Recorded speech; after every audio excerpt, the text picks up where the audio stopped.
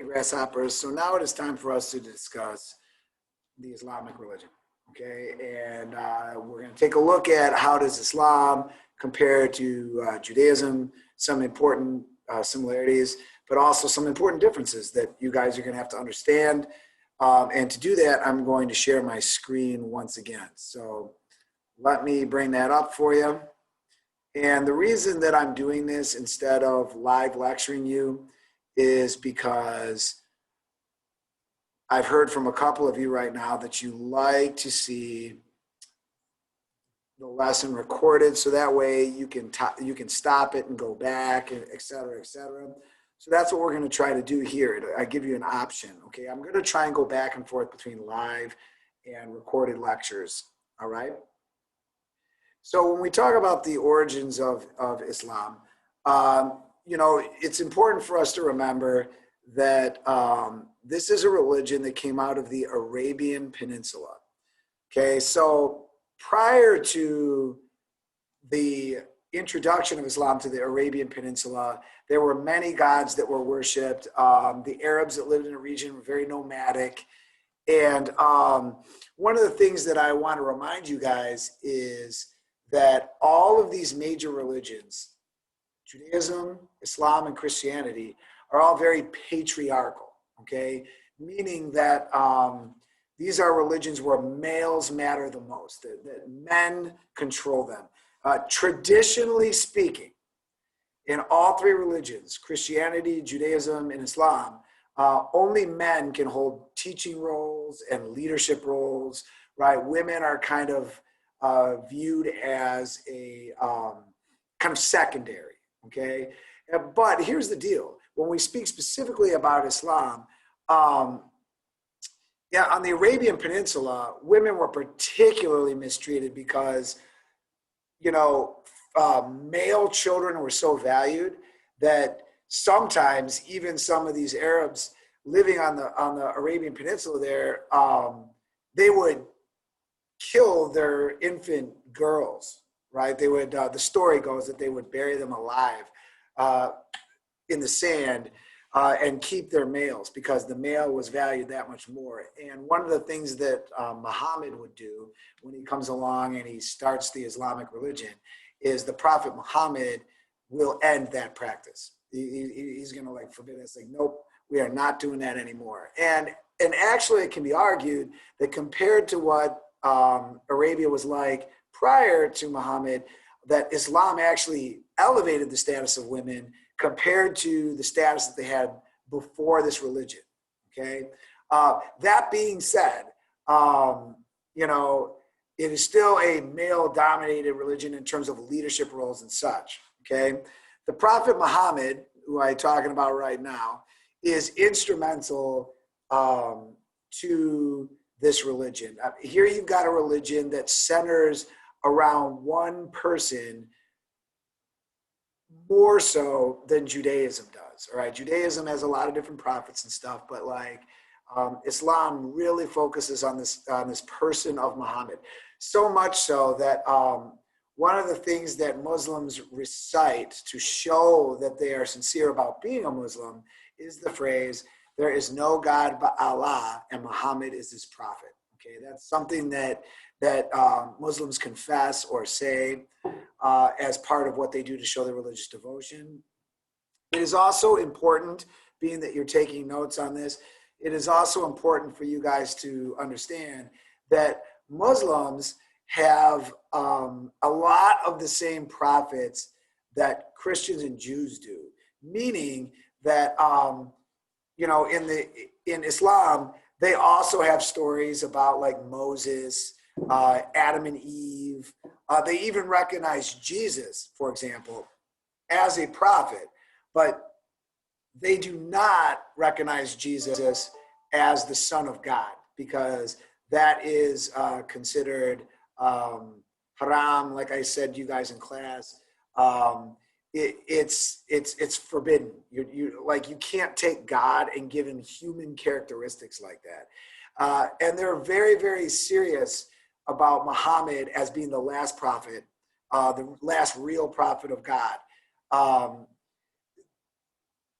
They share in common some of the people, like I said, in Judaism, like David and Abraham and all those other guys, and even recognizing Jesus as a prophet, though not the Son of God. But Muhammad is like number one. Like this is the guy that was like the last prophet that God revealed himself to, and therefore there's a lot of deference shown to Muhammad. What I mean by that is that oftentimes even Muslims will say Muhammad's name, but then they will add a phrase to the end of it, like "peace be upon him." Okay, and sometimes they'll do that for other prophets in their religion too. It's like a sign of respect. Like, Muhammad, peace be upon him, is what they will say. Okay.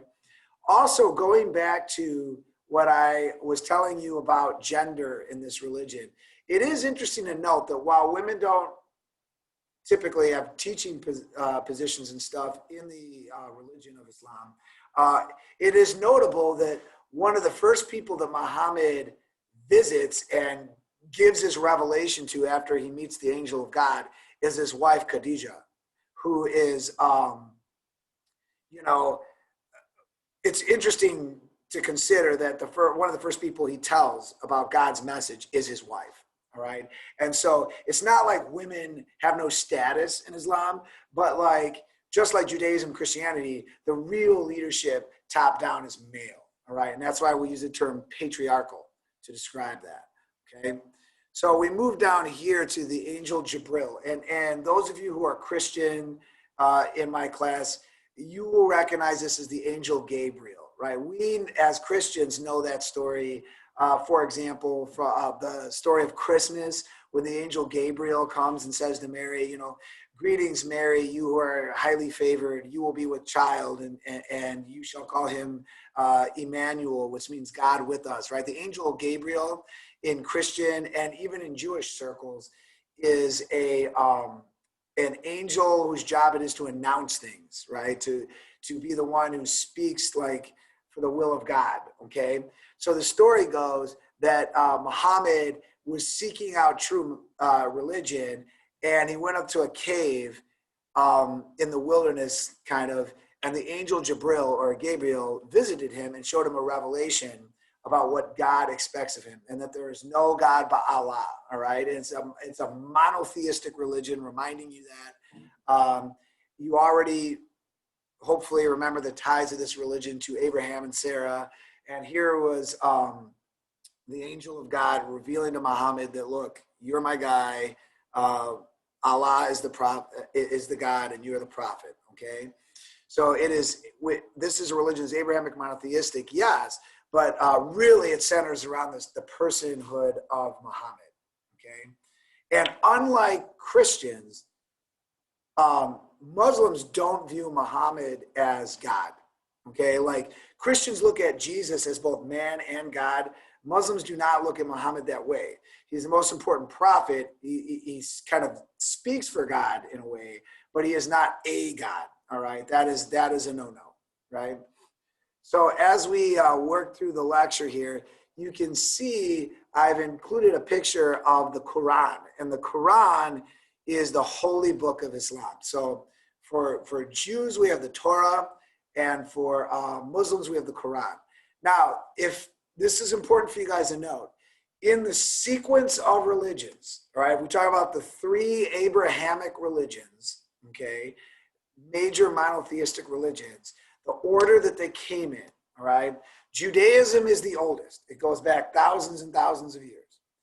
Then Christianity, okay? So Christianity shows up on the scene because Jesus, of course, was born a Jew, and he grew up and preached in and around Jerusalem, okay? Islam came third.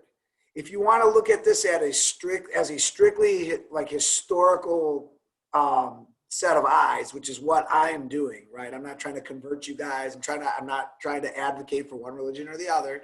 So strictly historically speaking, what scholars pretty much think is that Muhammad took the religion, the Arabian Peninsula is located, so there would have been a lot of Christian and Jewish travelers that went through there. And what Muhammad essentially did is he created a hybrid religion.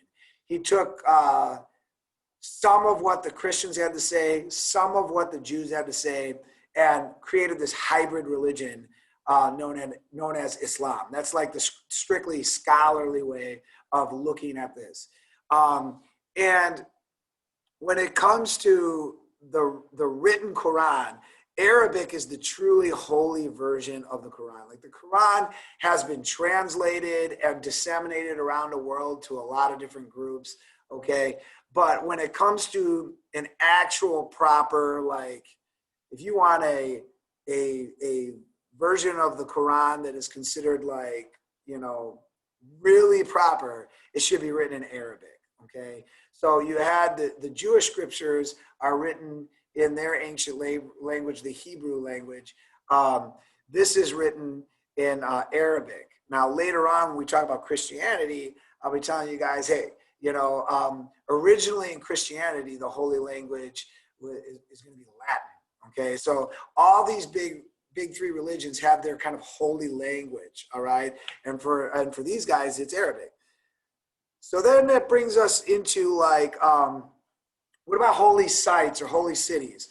So, you know, Muhammad is from Mecca. So Mecca is a very, very important city to them. You know, you got to realize that it is a city that all Muslims in their lifetime are supposed to go visit if they can. So that is a very important city to them. Meanwhile, there's Medina, which is at the end of Muhammad's life, like he's buried there. It's another important city to them. But also you'll notice that Jerusalem is important to Muslims because Jerusalem is the location where Muhammad came down after he visited God, okay? So the story goes in the Islamic religion that Muhammad actually visited God being carried into heaven on a winged creature, basically. And then he came back down at Jerusalem. And so Jerusalem is also considered a holy city.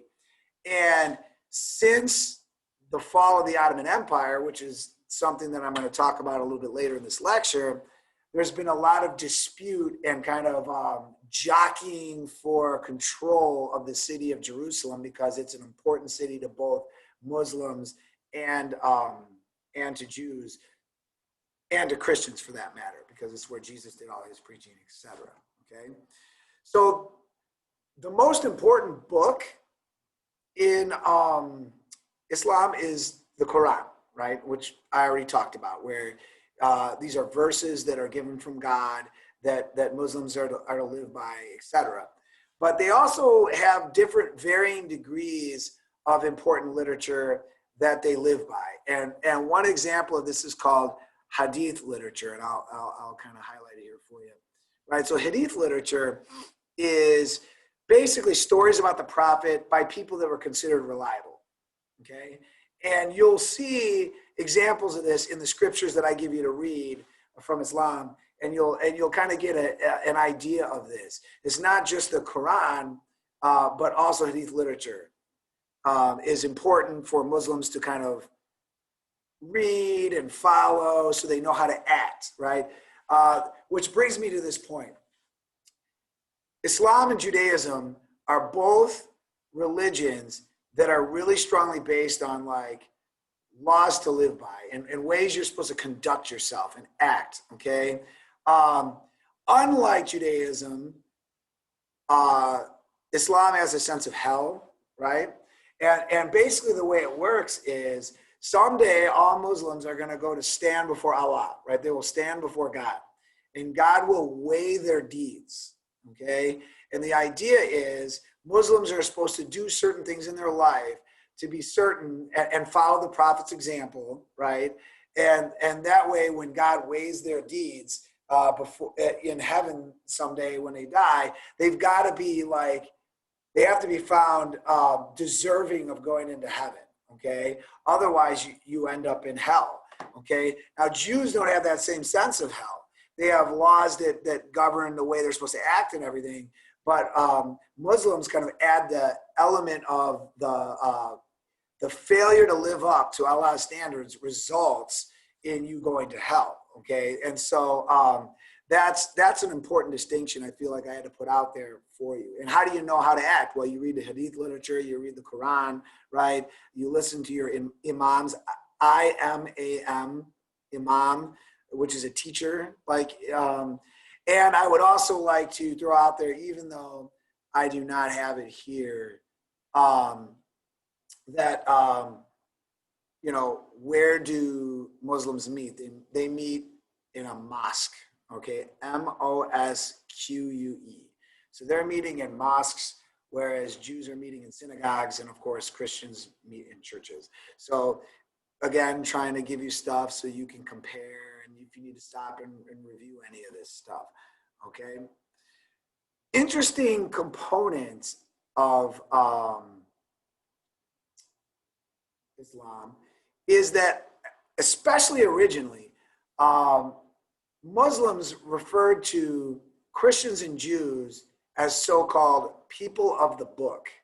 And what they mean by that is that if you're Muslim and you look at Christians and Jews, your feeling is like, you guys almost got it right. Like Muslims will look at Christians and Jews and say, at least you have the book. And by the book, they mean what? The Holy Bible, right? Even though Jews follow the Torah and the Old Testament, and Christians include the stories about Jesus and what are known as the New Testament, right? They're still both have stories that Muslims consider like valid, and Muslims still view Christians and Jews as worshiping monotheistically, right? So they do recognize one true God, and so they kind of do have a special status that other non-Muslims don't have. At least Christians and Jews, from the Muslim perspective, are people of the book. They have stories about God, whether it's the Old or the New Testament. The Bible is at least has some value, all right? Even if Muslims don't use it, they see the value in worshiping one God and being monotheistic. So the phrase "people of the book," Muslims use to refer to Jews and Christians in that way, all right? Just like we talked about in Judaism, the major festivals and celebrations, Judaism has Yom Kippur as an example, where Jews fast and whatnot, and they have Passover to remember how they were rescued from Egypt by God. Muslims have holidays like this too, and the biggest one that you all have probably heard of is Ramadan.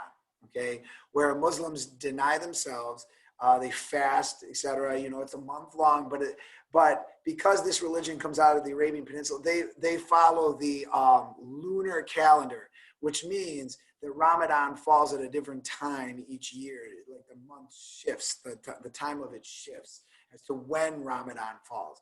But during the month of Ramadan, Muslims will fast. They will deny themselves so that they can focus more on God. The point of fasting, guys, is not to lose weight, right? Like, you're not fasting as a diet, even though that is a technique that gets used today. It is supposed to be a way you deny yourself and replace food and drink and stuff with devotion to God. Now, most Muslims I know, what they'll do is they'll fast from sunrise to sunset. So they might get up super early, have a little something to eat, to drink before the sun comes up. Then they'll fast the entire day, and then they might eat or drink a little bit at night when the sun goes down. They kind of do it that way. But either way, they're denying themselves food and drink for long periods of time as devotion to God during the month of Ramadan. Okay. Now the 5 pillars. Those were in your reading the other day, all right? So there's the confession, right, that there is no God but Allah and Muhammad is his prophet. There is fasting during the month of Ramadan. There is also payment of the alms tax, or zakat, I believe it's called, where they give some of their money away to the poor, right? And but another of the pillars is this one here, the Hajj, and you see it's spelled right there. And every Muslim in his or her life is supposed to try and make the trek to Mecca, where Muhammad is from, and they worship. And you see, this is a picture of Muslims making that trek and worshiping in Mecca. They're supposed to do that in their lifetimes, if financially possible to do that. And so the other of the 5 pillars, of course, is the ritual prayer that they're supposed to do several times a day in the direction of Mecca. So I've got a friend of mine here at the high school who's Muslim. He's a unique kind of cat because he is Mexican, but he's also, well, he converted to Islam. So when he has traveled the world, which he's done a lot of, and he's in Muslim countries around the world, they can never guess what ethnic group he is. They're always like, are you Saudi? Are you Persian? Like, what are you? They never guess Mexican because overwhelmingly, people who live in Mexico today are Roman Catholic. So to have a Mexican Muslim is such a unusual thing. They don't know what to do with that, all right? But my buddy, Mr. Royal here at the school, he and I used to coach together, and he would tell me that Muslims will pray anywhere. Like when it's time for them to pray, they don't need, like, I know as Americans, we get this vision of like Muslims, like they lay rugs down and they pray, you know, and that, like, that's how, and that does happen. But like, you can pray, like he prays in the car, right? I remember going into my, there's a guy in my neighborhood who sells like Pakistani and Indian food and stuff. And I've gone into there, and the guy's Muslim, and I've gone in there and I'm like, where is he? And he'll pop up from behind the desk, like one of these, like, hey, how are you? You know, and it'd be like, he was praying, you know, like you don't have to be in the mosque to pray, you know, they do it every day. And that's also one of the 5 pillars. So you understand that there are like certain things that Muslims do, including these 5 pillars, that make them worthy of Allah. Okay, that's how they're showing their devotion. In the same way that, say, Jews or Christians would follow the 10 commandments. Okay, let's take a look at now some of the history that we're talking about here. So eventually, Muhammad dies, and when he does, there is kind of a discussion about who's supposed to follow. And the first couple of men to rise up and carry on the religion of Islam were known as the rightly guided caliphs. So it's right here. And they established something called the caliphate, right? And it's almost like, the way you can think of it if you're not Muslim, it's almost like a religious empire, okay? The first of these caliphs, was Abu Bakr, okay, who was a contemporary of Muhammad and had lived with him and seen his actions and carried on the religion afterward. And then there were others who succeeded after him to help carry the Muslim religion forward, okay? Now, eventually there's going to be a dispute. Just like what happens with Jews, there's going to be a split, okay, between Sunni and Shia Muslims, okay? Most of the Muslims in the world are Sunni, okay? But there is a significant number of Shia Muslims as well. And there are other groups too. I'm just telling you about the 2 major ones. And they split over the proper successor to Muhammad.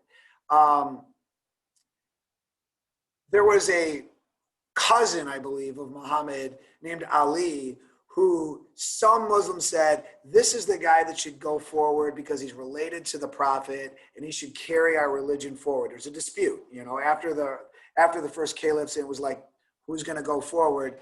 There was a split over this guy, Ali. And the Sunnis argued, you don't have to be related to the Prophet to continue the religion forward and to be a leader in it. That you just have to demonstrate to yourself to be a devout Muslim and serious about it, right? Those are Sunnis. But the Shias are like, no, you have to prove that you're in the lineage of Muhammad in order to be the real leader of the religion going forward. And the 2 split over this issue, okay? And unfortunately, today in the Middle East, there are literally wars over this issue, because I'll give you an example. Most of the Shia Muslims in the world today, they are in Iran, okay? what we would call modern day Iran. It used to be Persia. And that is a huge concentration. They're also in Iraq. But that's where Shias are. Meanwhile, in Saudi Arabia is largely Sunni. It's mostly Sunni. And Saudi Arabia today and Iran are major players in like the conflicts and wars that are going on in the Middle East.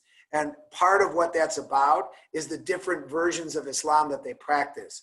Iran wants to exert Shia control in the region that we call the Middle East, while the Saudi Arabians want to establish and exert Sunni control. And they've involved themselves in the ongoing war that's happening there in Syria. And it's kind of a mess because they're both really, really jockeying for position in the region today. And it plays out politically, but it's also a religious dispute, okay? Now, how did Islam spread? And this is probably a little controversial if you're Muslim, but I'm going to tell you the way historians view it. It was basically spread by the sword. Like even these first rightly guided caliphs, like conquered territory. Like that's what they did. And ultimately, the Muslim religion really began to spread as a result of the Ottoman Empire. Okay, the Ottoman Empire was an Islamic empire that was vast, and I included this map here for you so that you can see how big it really was. I mean, it conquered territory like about the size of Rome when Rome was at its height. And you can see the dates on it too. It lasted for a very long time. And part of the reason why the Ottoman Empire lasted so long is because even though it conquered territories, it allowed a certain amount of freedom in some of the countries that it exerted its control over, and allowed people to practice their religion in those territories, even if it wasn't Islam, as long as they paid a tax, okay? So that's kind of how the Ottoman Empire was built, through conquering territories. It's all kind of described for you here in the key. And you can see at its height, the Ottoman Empire reached all the way to the gates of Vienna in Europe, right, and what we would call today Austria. And so this was vast. Interesting to note, in this area here, which is where Serbia is now, the Balkan states, you will see an interesting combination of people there. I've seen Serbs in my class that are Muslims. I see Serbs that are Orthodox Christian, and I also see some that are Catholics. Like you'll see a mix because all three religions came through that area, and Islam came to that area as a result of the Ottoman Empire. So the empire was vast. Unfortunately, right, it didn't last for the Ottomans. Unfortunately, it didn't last. It went through a period of decline. Here's where I am right now. Part of that decline was due to the fact that for whatever reason, the Islamic religion started to get, in the Ottoman Empire, started to get a little bit more fundamentalist. Okay, and I'll talk about that in a little bit. At one point, the Muslim world, especially through the Ottoman Empire, was the most like technologically advanced and mathematically advanced empire in the world, arguably. And then it started to lag behind as Europeans grew in their strength and education and power. And before you knew it, the Ottomans were lagging behind. And part of it is because they decided to go in a direction that was more fundamentalist rather than more modern. And that ended up dooming them.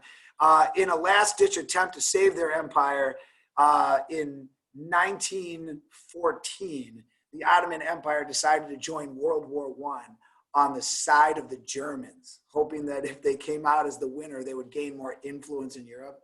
Yeah, it didn't turn out so good for them. Okay, so that ultimately destroyed, the loss in World War I ultimately led to the destruction of the Ottoman Empire, so that what we have today left of it is Turkey, what we would call the country of Turkey. Okay, now the concept of jihad, that is interesting because jihad is often translated as holy war. It really means struggle. And a lot of Muslims, like they use the term jihad to mean like a personal struggle. Like let's say you're walking on the beach and you don't want to lust after like somebody in the opposite sex showing a little bit too much skin, right, on the beach, and you're just like, it's your personal jihad, right, to not lust after that person. You're trying to keep discipline. It's like struggle against sin. But one of the ways that it is also used is a struggle against the enemies of Islam. And so at various times, Muslim armies have declared jihad or holy war against the enemies of Islam. They have fought holy wars against Christians. They fight holy wars today against Jewish people in what is now Palestine, as Muslims and Jews clash over Palestine, particularly for control of Jerusalem in modern day Israel. And you can see Jerusalem on the map here. Okay. And so jihad means holy war and struggle. And oftentimes today it gets associated with like suicide attacks and Muslim bombers and like terrorism, okay? And I need to like pause for a minute here and make you understand this. There are extremists in every religion.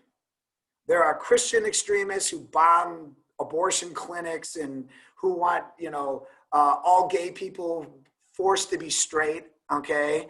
There are Jewish extremists that will go into Muslim-controlled territory and into mosques and stuff and purposely kill Muslims in order to like force them to give up on the idea of Palestine being a Palestinian state and try and drive Muslims out of Israel today. And then, of course, there are extremist Muslims who will declare war. And then these are the type of people that flew their planes into our buildings on 9/11, all right, 20 years ago. There are extremists in every religion. Overwhelmingly, Muslims are peaceful people. And you need to understand that. You need to not believe everything you see on the news, because what does the news do? The news shows you stuff that sells, meaning stuff that makes you scared and stuff that shows violence. And so you got to be aware of that and not stereotype and say, okay, so these people are indicative of everybody. That's not how it works. And that brings me to the concept of fundamentalism, okay? This is a term you guys need to know also. It's really important as we study these religions. There are always modern versions of these religions, but there are also fundamentalists. And fundamentalism means that the people who follow the religion follow it word for word, the way it is written in the holy books, and they're very extreme in their interpretation of their holy books, fundamentalists are, and they do not want to compromise with other religions. Like they think theirs is the only one, their interpretation is the only one, and oftentimes they're willing to kill for it, okay? And all these big three religions that are Abrahamic and monotheistic, Christianity, Judaism, and Islam, they all have fundamentalists. And even like, the Hindu religion, which isn't even related to these three, has fundamentalists. I mean, you don't know this yet, but this famous guy, Gandhi, that many of you have heard of, that led India in separation from Britain, he was eventually assassinated by a Hindu fundamentalist who didn't like it when Gandhi was saying things like, we Hindus have to learn to get along with Muslims more. We have to like mend our relationship. And he was assassinated by a Hindu fundamentalist. So fundamentalists are extremists. They don't want to compromise. And every major religion has them. And they are a danger to both representing the religion correctly and to world peace. And so that's really what we should call attention to, is fundamentalism. Not Muslims are this or Christians are that. It's fundamentalism. It's the way they interpret their religion as the only and in an extreme way that is the real danger. So that is a broad overview, guys, of Islam. And we will then turn next into looking at some examples of the scriptures, okay?